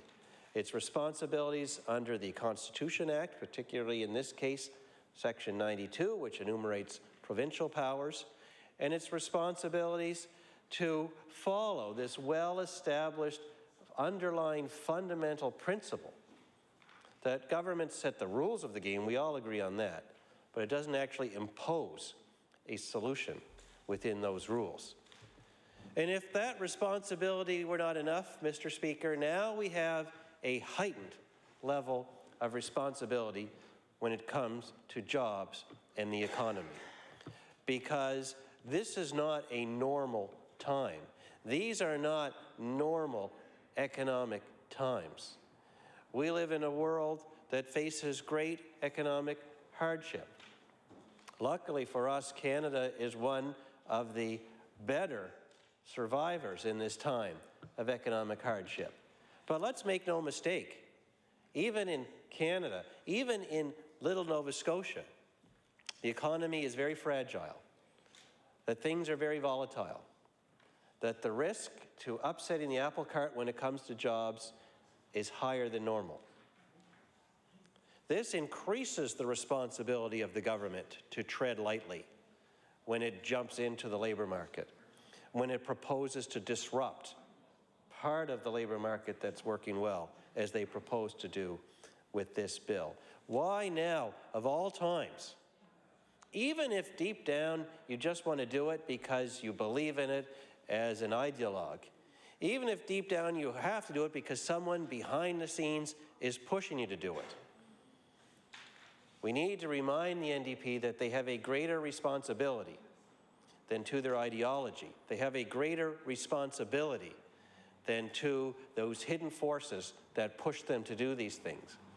And that is a responsibility to all Nova Scotians, to their constituents, and to the economy, and to the financial and the job interests of all Nova Scotians, to not upset the apple cart at this heightened, fragile time. Unfortunately, Mr. Speaker, they have done this exactly wrong. At this most careful of times, they've decided to listen to those hidden forces, those unseen forces that push them to do these things. They've decided to follow whatever ideology pushes them to do these things and risk this very delicate balance that we have in our country, and in particular in our province, where so many jobs are at risk. And if the economic distress that we face is not enough of a reason to act responsibly, Mr. Speaker, there's actually also a more positive reason, and that is that we do have an opportunity in Nova Scotia with this shipyard contract to actually build something great for the future, for the next 30 years, for the workers of today and tomorrow. 2 generations of Nova Scotia jobs, 3,000 by the most recent estimates, 3,000 jobs. We do have that shipyard contract. It is coming here. The Irving Shipyard did win it on merit, and they will build those ships. But if we truly want to take advantage of that shipyard contract, then we want to make sure we're doing all we can to maximize the work that gets done in Nova Scotia, to encourage businesses to form here as contractors and subcontractors and suppliers, including all of the services, whether it's home construction or restaurants, or for those among us that still need a haircut now and then. These are all opportunities. And Mr. Speaker, I'm not referring to you when I say that, by the way, of course. But my point is that 3,000 can turn into a lot. But those decisions about what businesses, what jobs are done here and are contracted and subcontracted across our province are going to be made by people who have had a big red flag raised in front of them about investing in Nova Scotia. Why propose a strategy in the morning to hopefully attract a few jobs and then crush it in the afternoon with a piece of legislation that only says to those who want to hire a few Nova Scotians that that's a bad idea? It makes no sense, Mr. Speaker. So if the worldwide economic calamity was not enough to give the government pause on this awful plan, then hopefully before this is all done, while there's still time, they'll think twice, because they're going to blow one of the greatest economic opportunities that our province has. Because, Mr. Speaker, just to drive that point home, the Irving Shipyard has to decide where to source a lot of the work that they're going to do. And you need businesses around them capable of doing that work in an efficient way that they can subcontract to. And if no one wants to take that chance here, then they're going to take those jobs and that work somewhere else where people do want to take a chance. And that's the shame of it, Mr. Speaker. That's the shame of it. But moving on from those obvious reasons, Mr. Speaker, let me just move to something that I believe all members of this House do agree on. We certainly disagree on the intent of Bill 102. In fact, I've said repeatedly, if people ever thought there was no difference between the political parties, they now can see a very clear and real and distinct difference between the political parties. But moving on to something we agree on, Mr. Speaker. First of all, everyone in this House, of course, agrees with the collective bargaining process, that workers and employers ought to engage in collective bargaining to work out their differences. And in fact, Nova Scotia, as history shows, recent history shows, has been one of the leaders in the country at having a successful collective bargaining process lead to successful, mutually agreed upon collective agreements. So there is agreement on that. We don't need to debate whether we believe in collective bargaining. Of course, we all believe in collective bargaining, Mr. Speaker. And the rights of workers to associate with each other, to bargain collectively, to form a union if they feel that is in their economic interest. We all agree on that, Mr. Speaker. Those rights are enshrined in law. No one need debate whether that principle, those laws are right or wrong. We all know that we're guaranteed that freedom of association, including economic association, Mr. Speaker. So let's not spend time on those silly arguments. There is agreement on that. I hope, Mr. Speaker, that we also agree that when someone wants to start a business, when someone wants to put their own savings, their own capital at risk, where they see a need to fulfill in a profitable way, that they ought to be free to do that, that they ought to be free to measure the risks that they face and the return they hope to get on their investment, and make a decision on their own about what that business is going to look like. Of course, within the rules of the game as established by the government.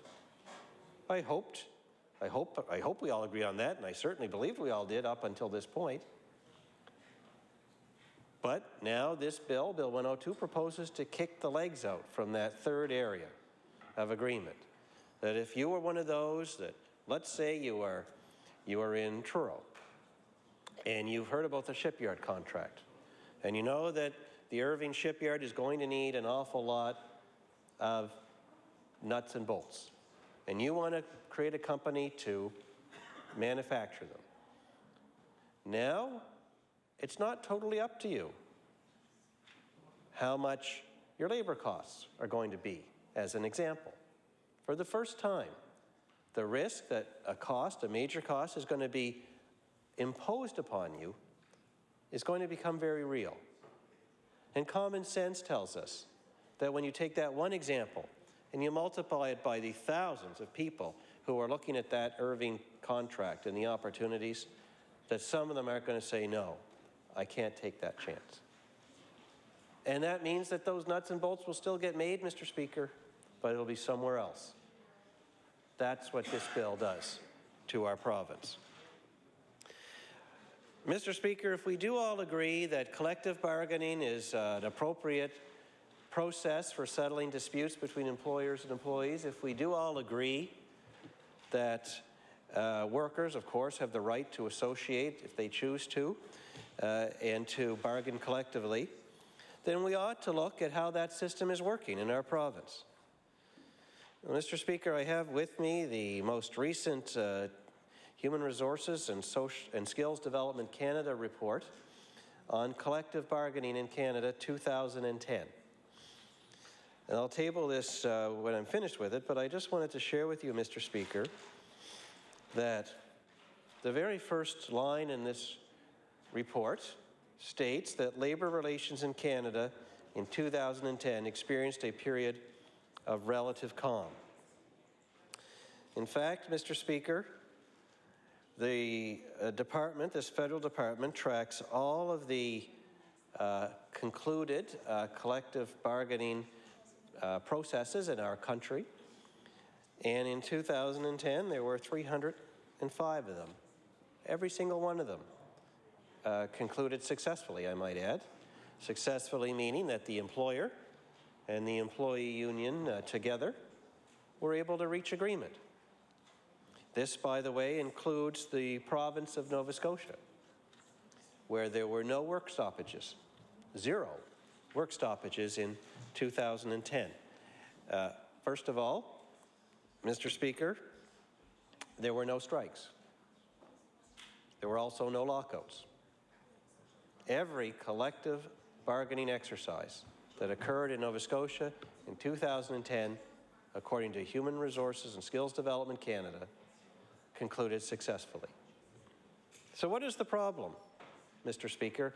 What is the problem that the government wants to solve here when the independent reports of the collective bargaining process in Nova Scotia tell us that we have relative calm? In fact, that we have total calm in Nova Scotia, that bargaining has gone on and goes on in our province, and it concludes successfully 100% of the time. Mr. Speaker, the average term of those contracts is 3.5 years, according to that report. So when they come up, they conclude successfully, everything is then orderly and at peace, and jobs can be created, business go on, for an average of 3 to 4 years under each individual contract. This is a very stable collective bargaining process that we have. Who could not be satisfied with that? The employers are satisfied, they signed off. The employees, through their unions in those cases, are satisfied they signed off. It just leads to the question, who is not happy with a system that produces negotiated results? That is one of the reasons we're here debating this awful bill, Mr. Speaker, is it's very unclear who is not happy when we have a system that's working. Mr. Speaker, even under the current law, not including Bill 102, but under the current laws of Nova Scotia, you're required by law, you have a duty in law as a union or as an employer, you have a duty in law to bargain in good faith. That's already established. If the problem is that someone might bargain in bad faith, there is already a law that covers that. You have a duty to bargain in good faith. And Mr. Speaker, beyond that, if there is a complaint or an example of an employer or a union who has a bad faith proposal on the table meant to poison a negotiation, there's already a remedy for that. Either side can appeal to the Labor Board today through conciliation, through mediation, and so on, to have the offensive bad faith proposal removed from the bargaining process. This is already there. Mr. Speaker, if there's any concern over there on the government side about bad faith bargaining, we already have a system that covers that. And Mr. Speaker, guess how many complaints of bad faith bargaining there's been in the last 10 years in our province? Imagining the hundreds or potentially thousands of agreements that have been concluded in a decade. And exactly 3. Exactly 3. And all 3 were resolved through the existing laws of the province, and the parties went on with the bad faith provisions removed to reach agreements. Mr. Speaker, who is not satisfied with that arrangement? Again, hopefully we'll get an answer to that question. Mr. Speaker, for those that have followed the collective bargaining process, the labor management process in our province, they know that we have a whole series of steps from collective bargaining to the appointment of a conciliator, to the appointment of a mediator, to the option of arbitration, both binding and non-binding arbitration, and that process has settled every single bargaining process. But even beyond that, we have an industrial commission and other ways that aren't even being used today, Mr. Speaker, to settle disputes between employers and employees. Who's not satisfied with that? We're not even using the tools that we have, all of them, in our province, because we have a system that works. Mr. Speaker, the fact that we have a system that works means there's no need for Bill 102. There's no upside to Bill 102. It doesn't meet the test of identifying a problem that needs to be solved, of identifying a harm that needs to be corrected, of identifying a hardship that can be made better. It doesn't meet any of those tests. But there is a big downside to Bill 102, Mr. Speaker, and that is the horrible message that it sends first and foremost to the 85% of Nova Scotia employers who are non-unionized, and the horrible message that it sends outside our borders to all of those in our region, the Atlantic region, whether they're in New Brunswick and competing with us or in another Atlantic province, across our country, in other provinces that compete with us, or across the world as we scan the world to hopefully show people that Nova Scotia is a place worthy of investment. It sends a horrible message to all of those people, Mr. Speaker, that we can't afford to have sent at this particularly fragile time. Mr. Speaker, one can only imagine what their thoughts are. And they hear that at a time when the world is competing for people, a time when the world is competing for jobs, that Nova Scotia is the one that decides now is the right time to introduce first contract arbitration, a great risk to all of those potential jobs and those potential employers. Certainly, Mr. Speaker, Bill 102 is intended to send a message to the already established unions in the province of Nova Scotia. And certainly, Bill 102 is intended to send a message to those whose job it is to go out and convince others to unionize, which is their right, of course, Mr. Speaker, and no one disputes that. So I want to be accurate here. My point is that for those who are paid to unionize workplaces, they've been handed a very big gift by this government.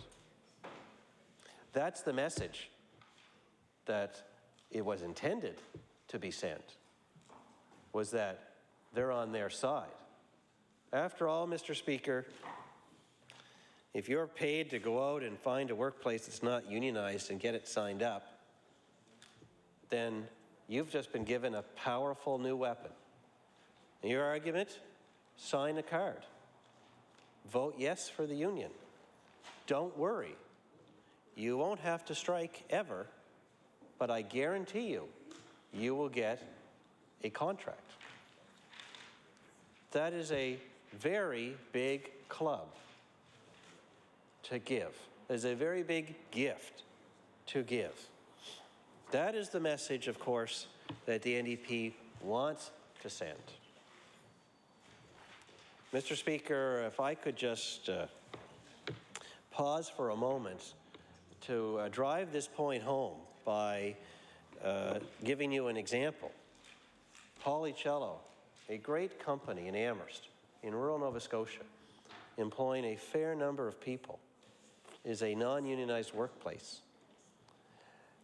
There has been repeated attempts by organizers to convince the employees there to sign a card and vote yes.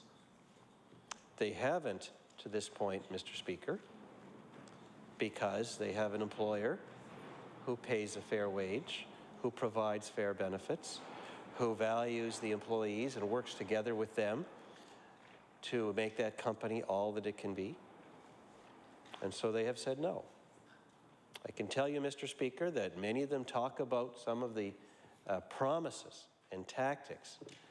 Promises have been made to them by those that want them to unionize anyway, about the great benefits and wages that the union will secure for them if they just sign up. Now, Mr. Speaker, they knew better, and they said no, but others have said yes in that circumstance. Of course, no one can promise what a contract will say when it's negotiated in good faith. Those are empty promises.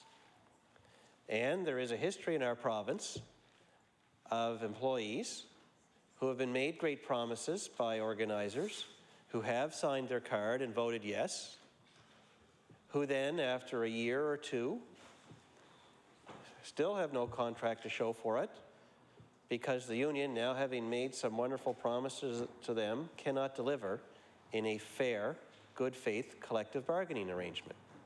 And in fact, Mr. Speaker, there are examples where employees have then sought to decertify because of that letdown.